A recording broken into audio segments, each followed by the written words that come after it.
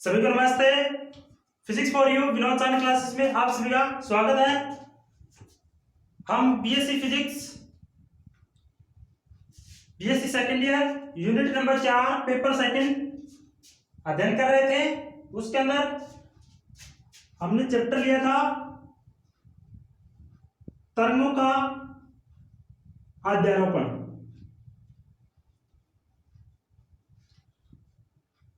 तरंगों का अध्यारोपण हमने स्टार्ट किया था और इसके अंदर हमने क्या किया, एक तो हमने इसके अंदर विस्पंद पढ़ लिया, ये आपने पढ़ लिया है। दूसरा इसके अंदर हमने व्यतिकरण पढ़ा है।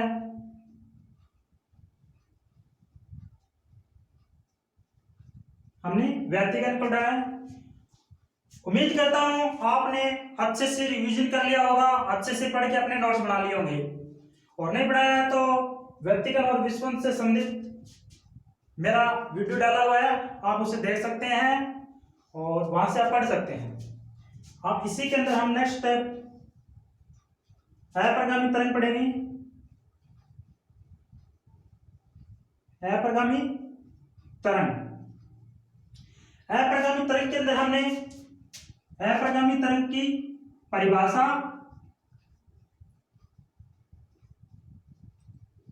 अप्रगामी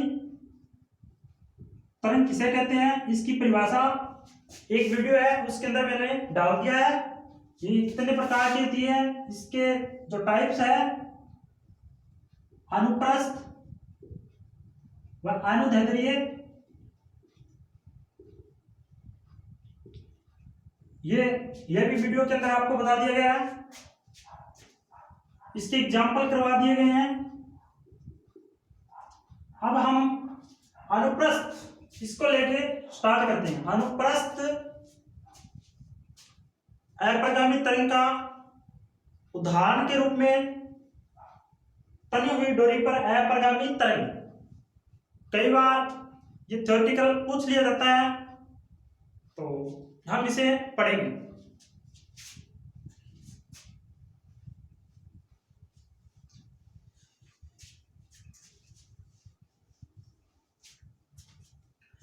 तनी हुई डोरी में अप्रगामी तरंग, तो मित्रों इसमें क्या हुआ, नाम से पता है तनी हुई डोरी। तो डोरी कब तनती है, मान लेते हैं मैंने यहाँ पे एक पॉइंट बना दिया है ये, और ये अपनी डोरी है, ये क्या अपनी डोरी है। ये पॉइंट अपना ए है, ये पॉइंट अपना बी है। इन दो ये दृढ़ आधार वाले दो सिरे हैं जिनके थ्रू हमने डोरी को कस के बांध दिया। क्या कर दिया, डोरी को कस के बांध दिया। और फिर क्या करते हैं, इसमें अप्रगामी तरंग पैदा करनी है। हमको क्या करना है, अप्रगामी तरंग पैदा करनी है। तो इसमें हम अप्रगामी तरंग पैदा करने के लिए इस डोरी को ठीक बीच से यहां से पकड़ेंगे और लंबवत ऊपर की तरफ मान लो या नीचे की तरफ, इसको ऐसे खींच के छोड़ देंगे। तो छोड़ने के बाद ये डोरी तनी हुई है, खिंचाव है इसके अंदर, तो ये क्या होगी, यहां से ऐसे गति करने लग जाएगी। क्या करने लग जाएगी, गति करने लग जाएगी। तो जिसके कारण यह गति करने लग जाएगी, इसमें कंपन पैदा होगा और कंपन पैदा होने से इसमें अप्रगामी तरंग का निर्माण होगा। तो इस डोरी की हम लंबाई मान लेते हैं L है, इस डोरी की लंबाई L है। तो इसकी हम थ्योरेटिकल जो लिखेंगे, जो व्याख्या के अंदर लिख सकते हैं कि माना L लंबाई की एक डोरी, दो दृढ़ आधार A व B के मध्य बंधी है। किसके मध्य बंधी है, A व B के मध्य बंधी है। जब डोरी को लंबवत यहां से पकड़ के लंबवत दिशा में नीचे की तरफ या ऊपर की ओर हम जब खींच के से छोड़ देते हैं तो डोरी क्या करने लगती है, कंपन करने लग जाती है। जब डोरी कंपन करने लग जाती है तो डोरी में अनुप्रस्थ अप्रगामी तरंग पैदा होती है। क्या होती है, डोरी में अनुप्रस्थ अप्रगामी तरंग पैदा होती है। और ये क्यों होती है? डोरी के दृढ़ आधारों से टकराने के बाद जो परावर्तित हो जाती है, अतः आपतित व परावर्तित तरंगों के अध्यारोपण। जब डोरी ये कंपन करती है तो इसमें आपतित तरंग व परावर्तित तरंग, आपतित का मतलब दृढ़ आधार, जैसे ये बी है, ये ए है, ए से बी की ओर ये आपतित हो रही है और बी से ए की तरफ ये आपतित हो रही है। ये क्या है? आपतित तरंग। आपने आपतित तरंग और परावर्तित तरंग, अपवर्तन और परावर्तन पर मेरा एक वीडियो बना हुआ है, पूरी डिटेल के अंदर डाला हुआ है। जो जनरल फिजिक्स कंपटीशन में काम लेते हैं उस प्लेलिस्ट में आपको पाएगा। मेरी प्लेलिस्ट बनी हुई है जनरल फिजिक्स, उसके अंदर मैंने ऑप्टिक्स का वीडियो डाला हुआ है। उसके अंदर अपवर्तन और परावर्तन अच्छे से समझाया हुआ है। तो जब ये आपतित व परावर्तित तरंगों के अध्यारोपण होता है, अध्यारोपण का अर्थ होता है ये मिक्स होती है, मिलना या हम कह सकते हैं देसी भाषा में संयोग करना, आपस में मिलती है या जुड़ती है। तो डोरी में अनुप्रस्थ अप्रगामी तरंग का निर्माण होता है। किसका निर्माण होता है? अप्रगामी तरंग का निर्माण होता है। तो अब हम जानते हैं कि इस पिछले वीडियो में मैंने बताया था कि अप्रगामी तरंग का एक सामान्य अप्रगामी तरंग होती है, उसका विस्थापन समीकरण हम निम्न अनुसार दर्शाते हैं। हम यहां लिखेंगे वी दैट नाउ हम जानते हैं कि अप्रगामी तरंग का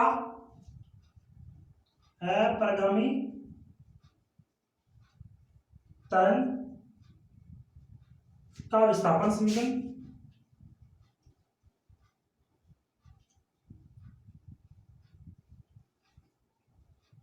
समीकरण निम्न होता है। हम तनी हुई डोरी में अप्रगामी तरंग का विश्लेषण कर रहे हैं। तो क्या होता है? विस्थापन को अपन y से दर्शाते हैं, y equal to A sine omega T plus B cos omega T, bracket बंद, ये पूरा ब्रैकेट बंद, फिर नेक्स्ट ब्रैकेट यहां पे सी साइन, यहां पे मैंने ओमेगा टी और ओमेगा टी रखा है, यहां पे क्या आएगा?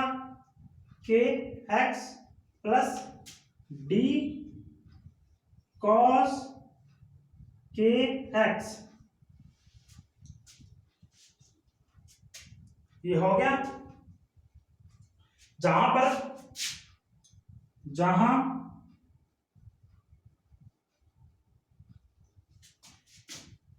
एक्स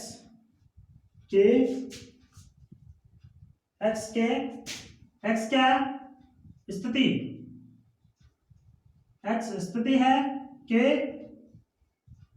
तरंग संचरण नियतांक है, तरंग संचरण नियतांक है। हम ये समीकरण है, इसी को लेके चले। मैं यहां से थोड़ा मिटाता हूं, आप स्क्रीनशॉट ले सकते हैं।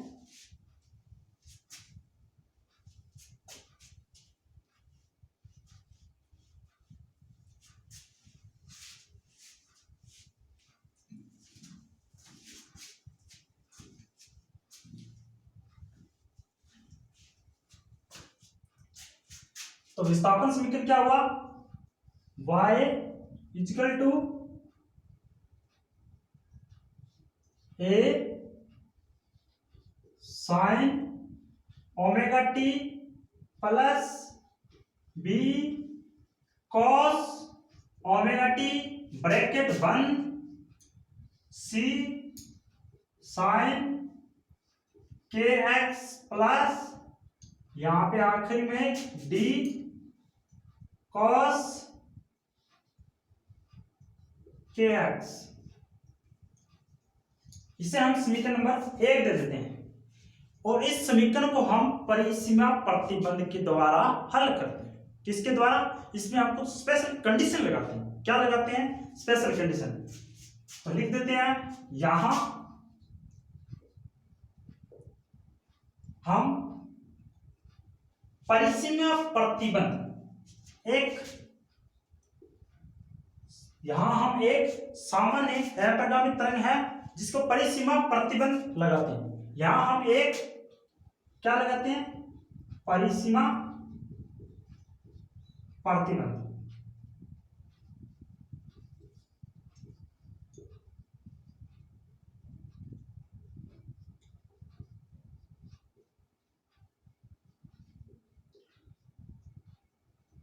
परिसीमा प्रतिबंध क्या है मित्रों?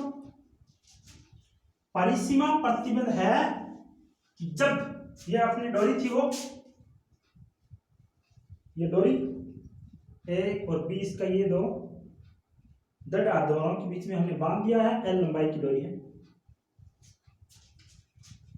हमने इसको खींच के छोड़ा था। मान लेते हैं जब टी बराबर, पहला प्रतिबंध, जब टी बराबर 0 हो, यानी जब समय 0 हो, क्या हो? समय 0 हो, पर तनी हुई डोरी के अंदर डोरी को छोड़ने के कारण प्रत्येक कण जब टी बराबर 0 हो, जब टी बराबर 0 पर इस डोरी के, जब इसको हमने खींच के छोड़ने से पहले क्या लिखेंगे? पर डोरी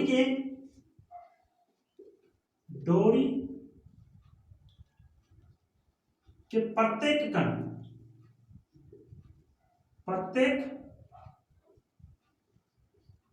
कण का वेग कितना था?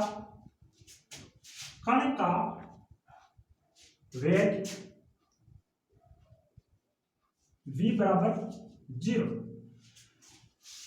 आपने कक्षा 12, 11 व बीएससी के अंदर भी कुछ पढ़ा होगा कि जब x हो तो ये, जैसे कि वेग को हम ऐसे लिख सकते हैं, यहाँ विस्थापन के अंदर हम समय के साथ परिवर्तन करें तो इसे वेग के रूप में लिख सकते हैं। इसी के तर्ज पे मैं यहाँ पे वेग लिखता हूं, v बराबर dy अपॉन dt 0। तो कंडीशन क्या है? कंडीशन ये है t बराबर 0 पर dy अपॉन dt बराबर 0, पहली कंडीशन। दूसरी कंडीशन, जब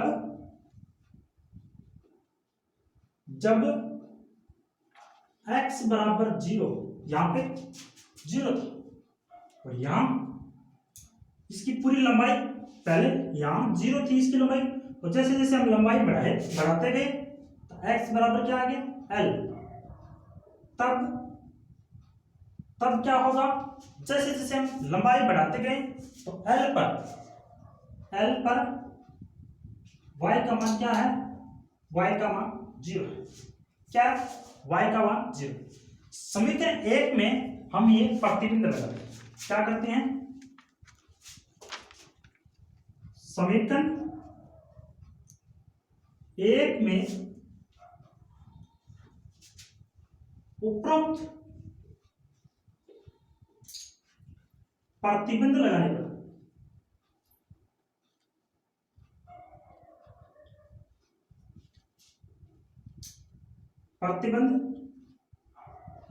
पर अब हम क्या करेंगे? प्रतिबंध लगाएंगे। क्या लगाएंगे? यह वाली समीकरण है, इसमें क्या रखा है? y बराबर 0, y बराबर 0, तो मैंने ये 0 रख दिया, y के स्थान पे मैंने 0 रख दिया। तो x बराबर 0, तो यहां पे 0 आएगा, यहां पे 0 आएगा। पहले वाला x नहीं है तो ये पूरा पूरा पद सेम रहेगा। क्या रहेगा? a sin omega t plus b cos omega t यहां पे क्या आएगा साइन, देखिए मित्रों साइन दे रखा है के डॉट एक्स, ये था के इंटू एक्स, यहाँ पे हमें x का मान 0 पुट करना है, जो x का मान 0 होगा इसका मान भी 0 होगा। मैं यहाँ पे डायरेक्ट लिख सकता हूं कि साइन 0 प्लस डी कॉस 0। क्योंकि मैं आपको बता देता हूं कि साइन 0 का मान 0 होता है, लेकिन कॉस 0 का मान सदैव 1 होता है, और इन दोनों का मान कभी भी एक साथ 0 नहीं होता। यह भी बहुत ही ध्यान रखने वाली बात है। तो यहां पे क्या है, यहां पे डी कॉस 0, तो क्या होगा 0 बराबर A sine omega T plus B cos omega T, यहां पे ये चर सी, और इस पूरे पद का मान क्या होगा 0, तो साइन वाला पद क्या होगा 0 प्लस डी इंटू 1, कॉस का मान 1, साइन 0 का मान 1, 0, साइन 0 का 0 मान होने पर ये पूरा का पूरा पद 0। अब हम एक स्टेप आगे बढ़ाते हैं, A sine omega T plus B cos omega T bracket बंद इंटू में यहां पे डी आ जाएगा। अब मित्रों हमने पढ़ा है कि a इंटू बी बराबर 0। आपने मैथ के स्टूडेंट हो, आपने ये भली भांति पढ़ा है, फिर भी मैं आपको सिर्फ याद दिलाने की कोशिश कर रहा हूं। तो इसमें क्या होता है, या तो a बराबर 0 या b बराबर 0, लेकिन a और b दोनों एक साथ शून्य नहीं होंगे,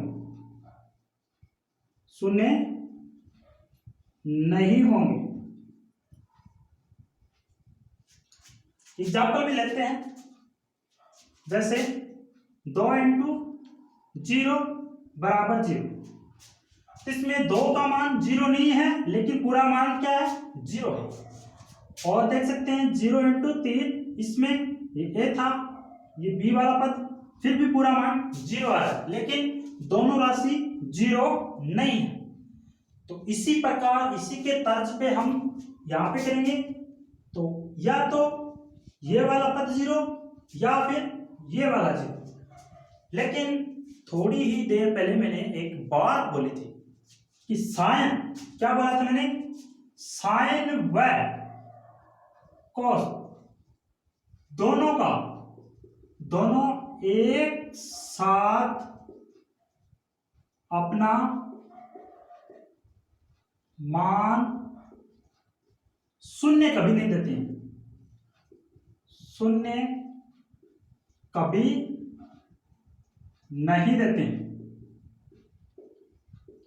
बहुत ही अच्छी लाइन है दोस्तों, साइन व कॉस एक साथ कभी भी शून्य नहीं हो सकते। क्या नहीं हो सकते, शून्य नहीं हो सकते।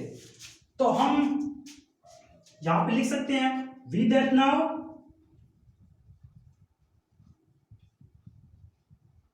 हम जानते हैं कि a sign omega T plus b cos omega T बराबर नॉट इक्वल टू 0। तो फिर क्या होगा, फिर हमें पता चल गया, प्रकट करता है कि d बराबर 0। तो किसका मान 0 हुआ, d का मान यहां पे 0। तो d का मान 0 हो गया। तो अब हम क्या करते हैं, मैं यहां से थोड़ा मिटा देता हूं, ये आप स्क्रीनशॉट ले सकते हैं, बहुत ही काम की चीजें हैं।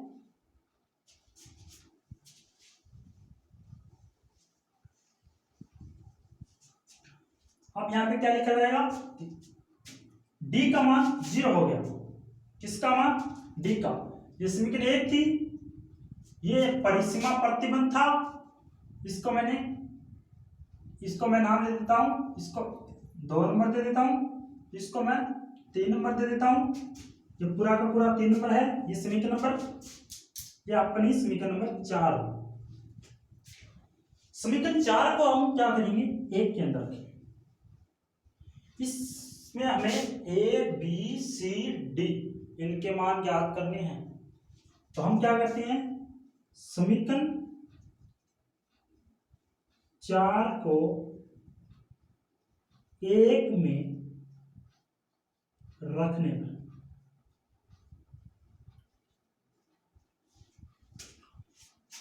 मैं यहां पे स्टार्ट कर देता हूं। y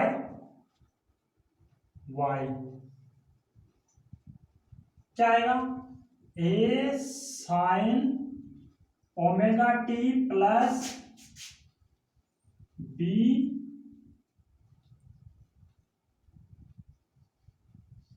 cos ओमेगा टी और c sin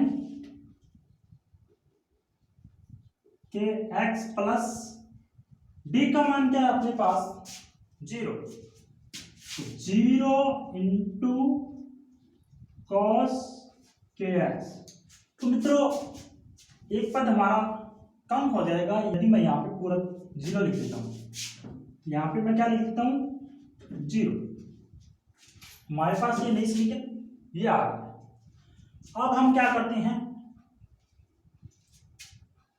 y इस c को अंदर गुणा कर देते हैं, A C sine omega T plus B C cos omega T और यहां पे ये साइन के एक्स। जैसा था हमने वैसा का वैसा लिख दिया। अब हम क्या करते हैं, मान के चलते हैं, ए सी बराबर ए नॉट और जहां बी सी लिखा हुआ है वहां पे हम बी नॉट लिख देते हैं। क्या लिख देते हैं हम, बी नॉट लिख देते हैं। ये दो क्या है, ये दो नए नियतांक है, ये दोनों क्या है, नए नियतांक। इनको हमने नए नियतांक नाम दे दिए। ये नए नियतांक हो गए तो क्या आएगा, y equal to A naught sine omega T plus B naught cos omega T. Bracket को हमने कर दिया बंद। जो शेष बचा है उसे यहां पे पुट कर दिया हमने। ये वाला पद हमारे पास आ गया। अब हम क्या करेंगे, समीकरण 4 का समय के सापेक्ष अवकलन। 4 या 5, ये समीकरण हमारी 5। समीकरण 5 का समय t के सापेक्ष अवकलन करना।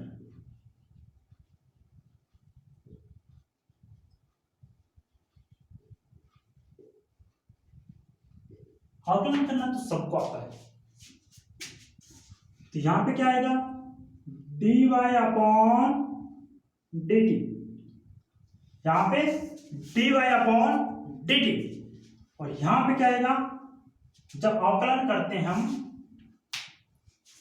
तो dy अपॉन dt और ये यहां पे क्या होता है, जो a नोट है अपने पास, a नोट का कोई भी अवकलन, फिर साइन ओमेगा टी, इसमें क्या होगा, साइन का क्या होता है, साइन का अपने पास कॉस ओमेगा टी आ जाएगा, टी का। अब ओमेगा का अवकलन, ओमेगा का अवकलन, ओमेगा यहां आ जाएगा, ओमेगा टी का अवकलन इस वाले पद का, टी का मान 1। कैसे हुआ, ए नोट, साइन का अवकलन क्या होगा, कॉस होगा, कॉस और ओमेगा टी का मान ओमेगा टी का मान 1 आ गया। फिर क्या करते हैं, इसी की तर्ज पे बी नॉट कोस का साइन ओमेगा टी, इस ओमेगा का ये ओमेगा आ गया, ये पद किस में आएगा, माइनस में आएगा, और ये क्या है, अचर पद, जैसा था वैसा का वैसा है, जैसा था वैसा का क्या रहेगा, वैसा ही रह गया। तो अब हम क्या करते हैं, यह तो अपना इसको हम समीकरण नंबर, चलो लिख लेते हैं, जब dy अपॉन dt, हम अपना परिसीमा प्रतिबंध था उसको याद करते हैं, जब इसका मान 0 हो तो t का मान भी 0 हो, तो यहां पे 0, तब t बराबर भी क्या था, 0। तो क्या करते हैं, यह मान इसमें रख देते हैं, यह समीकरण नंबर 6 ले देते हैं, तो यहां पे ले लेते हैं समीकरण 6 से, समीकरण 6 से इसका मान 0, यहां पे क्या आएगा, ए नॉट ओमेगा कोस, चलो कोस ओमेगा लिख दिया मैंने, टी का मान 0 करने पर पूरा का पूरा यहां पे कोस ओमेगा कोस 0 आएगा, ओमेगा टी का मान पूरा का पूरा 0 हो जाएगा। फिर माइनस बी नॉट साइन, लो जी साइन ओमेगा टी का पद पूरा क्या हो जाएगा, टी से 0 हो जाएगा, ये लो यहां पे क्या आएगा, साइन के एक्स,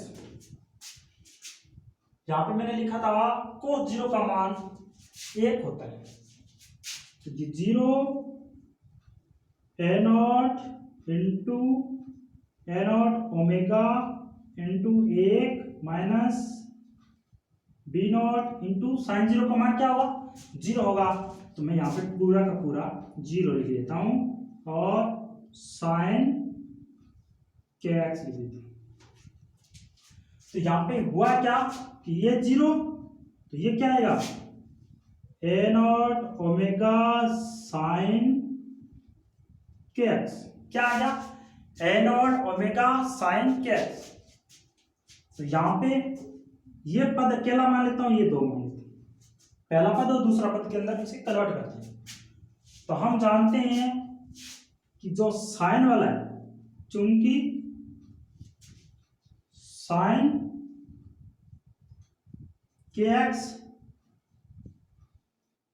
क्या है, 0 के बराबर नहीं है, तो यहां पे प्रकट होता है कि ए नॉट का मान 0 है, क्या है, ए नॉट का मान 0 है, तो हम लिख देंगे कि ए नॉट का मान, समीकरण कितनी थी अपनी, ये वाली समीकरण, ये इसके अंदर समीकरण 5 में रख देंगे, का मान समीकरण 5 में रखने पर,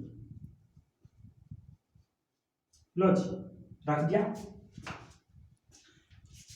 फिर मैं यहां पे लिख देता हूं, यहां पे लिखता हूं 5 में जब मान रखेंगे ये वाला, ए नोट का मान यहां पे 0 रख दिया जाएगा, क्या आएगा, y equal to 0 plus B naught cos omega T sine K X. हम इसे ऐसे लिख सकते हैं, B naught cos omega T और साइन के एक्स, क्या लिख सकते हैं हम, साइन के एक्स। तो इसको हम y n बराबर B naught cos omega T sine K X, यहां पे हम पद है वो एनवा कर देते हैं, ओमेगा का पद एनवा, एक्स का पद एनवा, ये हमने समीकरण बना लिया। ये समीकरण हम कितनी लिख देंगे, 6 या 7 लिख देंगे। इसका मान हम समीकरण नंबर 7, जो समीकरण नंबर 7 है उसमें जहां n दिया हुआ है, n क्या है, जहां n जहां n सभी संभव आवर्तियों के बारे में बताता है, जहां n सभी संभव आवर्तियों के बारे में बताता है,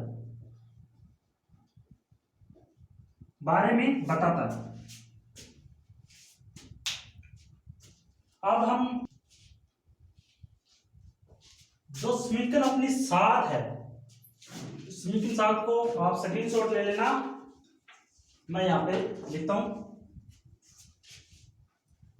जो अपने पास समीकरण 7 आई, क्या ये समीकरण 7 क्या है, समीकरण 7 yn बराबर बी नॉट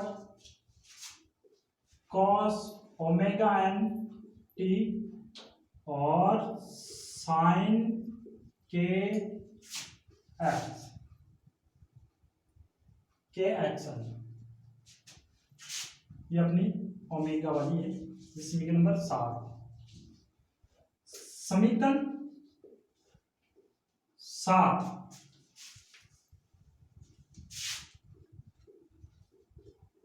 तानी हुई डोरी में अप्रगामी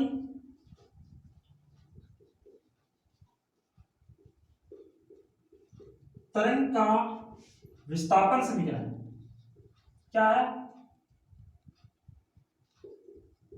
विस्थापन समीकरण है।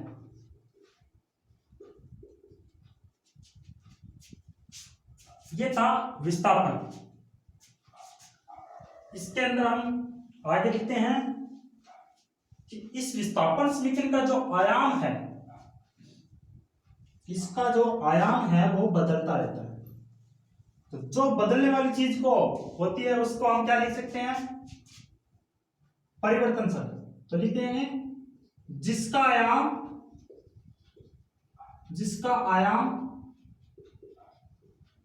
परिवर्तनशील है,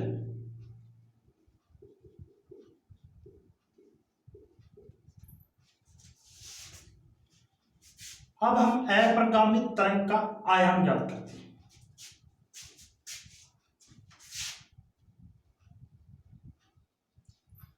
अप्रगामी तरंग का आयाम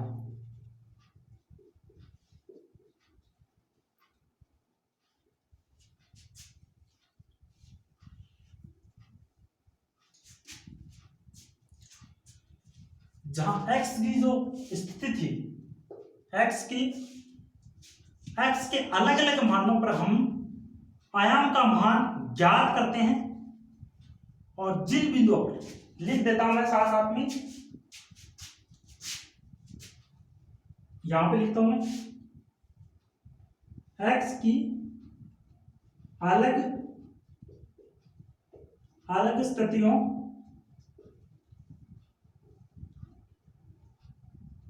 पर हम आयाम का मान ज्ञात करते हैं,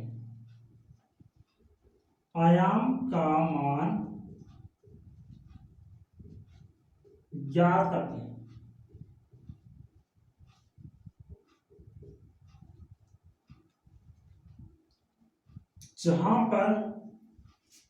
जहां पर या जिन बिंदुओं पर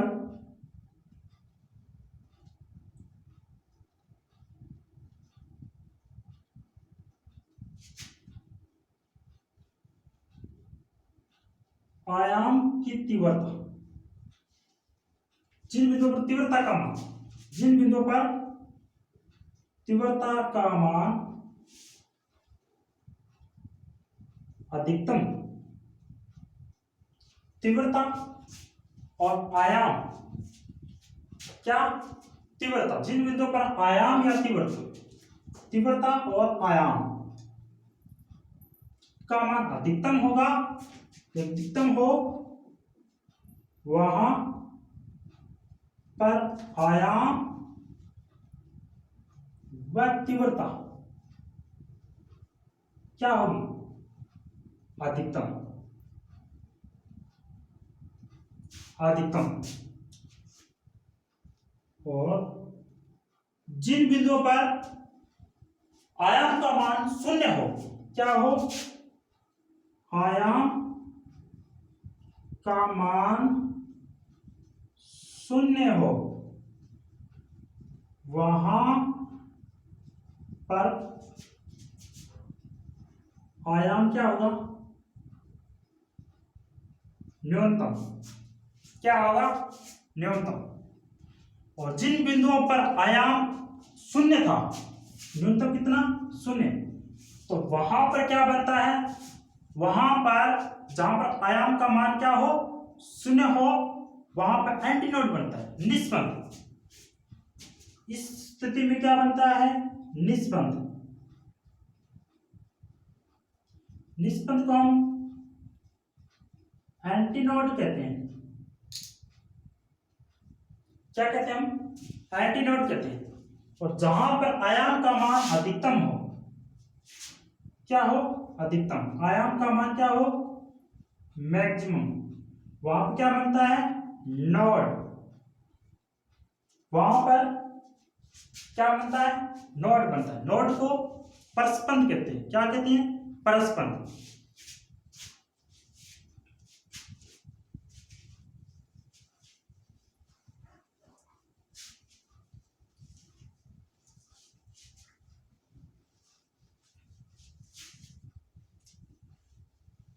मैं एक बार फिर रिवाइज कर देता हूं थोड़ा, कि जब आयाम का मान, आयाम मैक्सिमम हो, वहां पे नोड की स्थिति लागू होती है, यानी परस्पंद, परस्पंद बनता है। और जहां पर आयाम मिनिमम हो, वहां पे एंटीनोड, निष्पंद, निष्पंद का निर्माण होता है। क्या होता है, निष्पंद का निर्माण होता है। अब आप लोगों को परस्पंद और निष्पंद के लिए क्या होता है, कैसे बनते हैं, ये हम पढ़ेंगे। तो परस्पंद के लिए इसके अंदर हम, ये स्टार लगा हुआ है, परस्पंद के लिए यहां पे लिख देता हूं मैं, थोड़ा टॉपिक बड़ा है। परस्पंद के लिए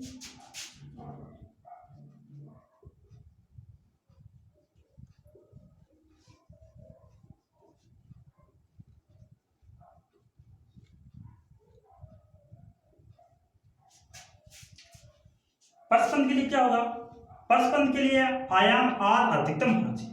क्या होना चाहिए, आर का मान क्या होना चाहिए, आर का मान मैक्सिमम होना चाहिए, ठीक। और इसके लिए आर का मान एक मैक्सिमम प्राप्त करने, अधिकतम प्राप्त करने के लिए हम क्या करते हैं, इस साइन वाला पद था, इसका मान 1 लेते हैं, पॉजिटिव। क्या लेते हैं हम, 1 लेते हैं। कैसे लेते हैं, साइन, साइन के एक्स क्या हो, 1, और वो भी पॉजिटिव, ले लिया। तो क्या आएगा, के एक्स बराबर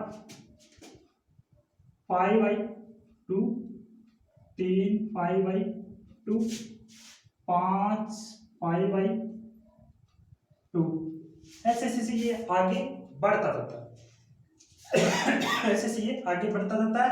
और हम sign K x, sign K x, नहीं यहां पे के एक्स आएगा, फिर यहां पे जो के एक्स है इसको हम किस टाइप में लिख सकते हैं? इसको हम आसान शब्दों में लिखें तो यूं ऐसे लिख सकते हैं, पाई बाई 2n-1, जहां n बराबर 1, 3, 5, 7 डॉट डॉट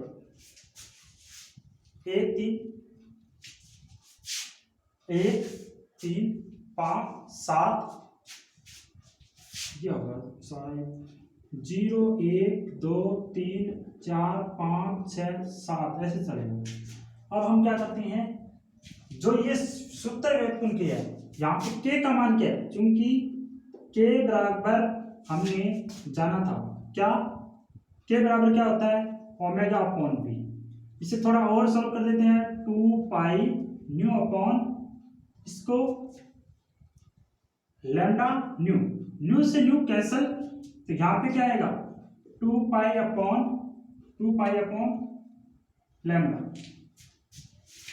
इस पद को हम के की जगह रखेंगे, के की जगह क्या लिखेंगे 2 pi upon lambda into x बराबर क्या आएगा ये वाला पद 2n-1 पाई अपॉन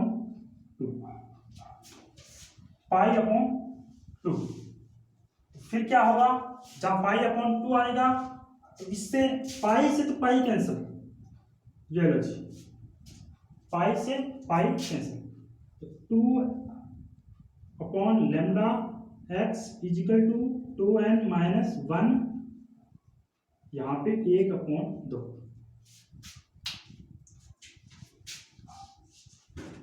ये आ गया। अब हम क्या करते हैं, जो x है x को यहां पे रख लेते हैं 2n-1, ये 2 यहां पे आ जाएगा 1/4, और ये लैम्डा यहां पे आ जाएगा। ये क्या है परस्पंद, अप्रगामी तरंगों के लिए परस्पंद का फॉर्मूला, इसको हम यहां पे रख देते हैं। ये है अप्रगामी तरंगों के लिए परस्पंद का सूत्र, अप्रगामी तरंगों के लिए परस्पंद का सूत्र। ये हो गया, इसको हमने डब्बे में बंद कर दिया। अब मैं यहां से मिटा देता हूं थोड़ा,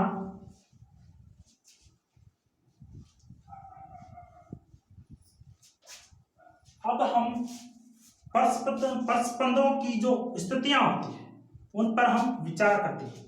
तो यहां पर स्थिति क्या क्या आएगी, एक्स की यहां पे स्थिति 1 रखेंगे जब 2 × 1-1 इंटू लैम्डा अपॉन 4, 2 में से 1 जाएगा 1, यानी λ/4। पहली जो स्थिति आएगी वो λ/4। इसी के तर्ज में हम 3 λ/4, 5 λ/4 ऐसे से ये चलता है। अब 2 पर ये तो है स्थितियां, अब 2 क्रमागत परस्पंदों के मध्य के बीच दूरी, परस्पंदों के मध्य दूरी, ये परस्पंदों वाला सूत्र आ गया। क्या करते हैं, यहां पे हम मान के चलते हैं कि पहला तो क्या है xn, दूसरा क्या होगा xn, n में से 1 घटा देंगे, क्या कर देंगे 1 घटा देंगे, ऐसे तो लिखेंगे, इसी के तर्ज पे लिखेंगे। तो यहां पे क्या है n-1, जैसे तो लिखते हैं n-1, कैसे ये 7 होगा तो ये क्या होगा 7 - 1, 7 - 6, इन दोनों के बीच में अंतर क्या है, 7 और 6 के अंदर अंतर 1 है।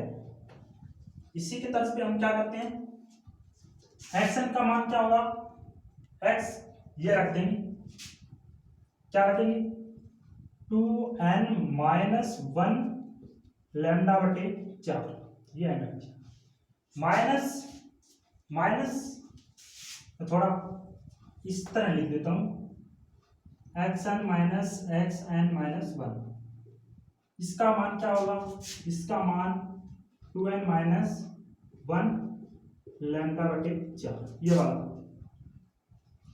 माइनस लगा दिया, इसका मान क्या होगा 2 रख दिया, n की जगह क्या आएगा n-1, ये लो n-1 दे दिया। अब हम -1 ब्रैकेट बड़ा, यहां पे ब्रैकेट में यूं लिख देता हूं लैम्डा बटे 4 लिख दिया। अब इसमें हम क्या करते हैं, लैम्डा बटे 4 इसमें भी है, लैम्डा बटे 4 1/लैम्डा को हमने बाहर ले लिया, क्या बचा 2n-1, ये लो जी, यहां पे क्या बचता है, यहां पे -2 ब्रैकेट n-1 ये वाला थोड़ा और इजी कर लेते हैं, 1 ये लैम्डा है, lambda upon 4 2n-1 minus 2n-2 पूरे में हमने सॉल्व कर लिया, तो देख लीजिए 2n से 2n कैंसिल हो जाता है, और यहाँ पे क्या आएगा लैम्डा अपॉन 4 माइनस के माइनस का 1 माइनस का 2, यहाँ पे 2n-2 प्लस हो जाएगा, +2-1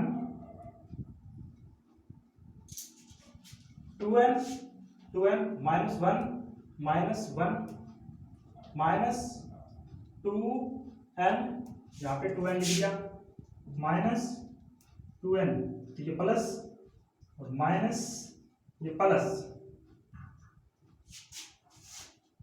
ये रख दिया, लैम्डा अपॉन 4, इससे ये कैंसिल हो गया, तो अंदर क्या बचा 2, तो लैम्डा इंटू 2/4, इसको हल करेंगे तो लैम्डा बाई 2 बचेगा, क्या बचेगा लैम्डा बाई 2 बचेगा, अर्थात 2 क्रमागत हम लिखेंगे, यहां पे लिखता हूं मैं, अर्थात 2 क्रमागत परस्पंदों के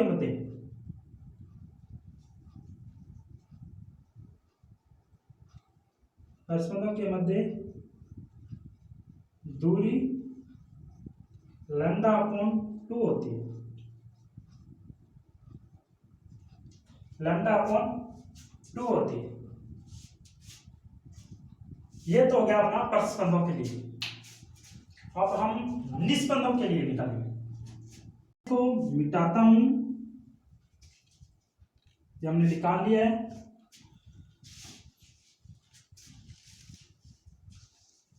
अब हम निस्पंदों के लिए पढ़ेंगे, किसके लिए पढ़ेंगे निस्पंदों के लिए, ये परस्पंद आ गया, अब निस्पंद,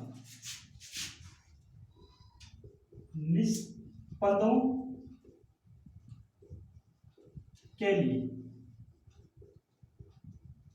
निस्पंदों के लिए आयाम r क्या होता है न्यूनतम, r न्यूनतम कितना होता है 0 होता है, तो इसके लिए क्या आएगा साइन kx का मान क्या आना चाहिए 0 होना चाहिए, क्या आना चाहिए 0 होना चाहिए, 0 होगा तो kx बराबर 0 पाई बाई 0 आ जाएगा, और यहाँ पे पाई आएगा 2 पाई आएगा 3 पाई आएगा डॉट डॉट डॉट n पाई आएगा, तो हम कह सकते हैं kx बराबर n पाई, क्या kx बराबर n पाई। फिर यहाँ पे जहां n क्या है 1 0 1 2 3 डॉट डॉट डॉट, यही था। अब हम क्या करते हैं, x बराबर क्या आएगा, x बराबर n पाई बटे k, क्या आ गया, n पाई बटे k। मैं इसे थोड़ा इस तरह लिख देता हूं जो पहले मैंने किया था। k का मान क्या होता है, क्योंकि k अपॉन ओमेगा बटे v, और इसे हम और सॉल्व करते हैं तो 2 pi nu upon h new, ये कैंसिल हो गया, 2 पाई अपॉन लैम्डा। k का मान क्या होगा, 2 pi upon lambda into x बराबर n पाई। पाई से हमने पाई को कैंसिल कर दिया है, ये अपना x है, क्या करेंगे, x बराबर n लैम्डा अपॉन 2, ये अपना मान है। मैं इसको ये लिख देता, ये क्या है, निष्पंदों के लिए सूत्र, क्या है, निष्पंदों के लिए सूत्र। अब हम स्थितियां ज्ञात करते हैं, कौन कौन सी स्थितियां प्राप्त हो सकती है, x बराबर, स्थितियां निकालते हैं, n का मान